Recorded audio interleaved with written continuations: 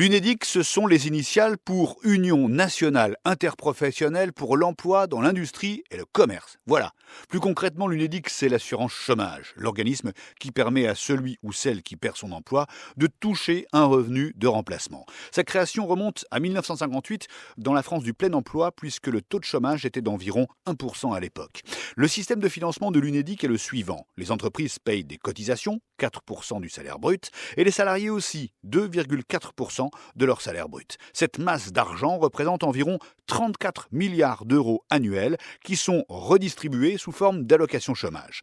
Dans l'idéal, il faudrait au moins que les dépenses et les recettes de l'UNEDIC soient équilibrées. Mais voilà, aujourd'hui, avec un taux de chômage de plus de 10%, il y a 38 milliards d'euros de dépenses par an, d'où un déficit annuel de 4 milliards.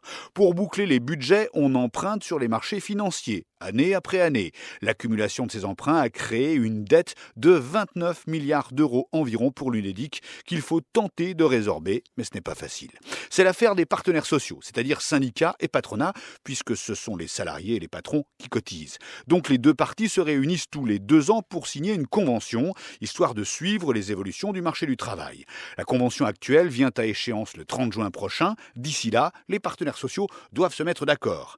L'État peut jouer les arbitres. Déjà, l'État, qui est le garant des emprunts de l'UNEDIC, se permet de donner des directives aux partenaires sociaux avant les négociations. Par exemple, il parle de dégressivité des allocations chômage pour faire baisser les dépenses. Après, une fois que la nouvelle convention est signée, l'État donne son agrément et il peut aussi mettre son veto. Et puis, si les syndicats et le patronat n'ont pas trouvé d'accord à l'issue des négociations, l'État tranche et définit lui-même les règles.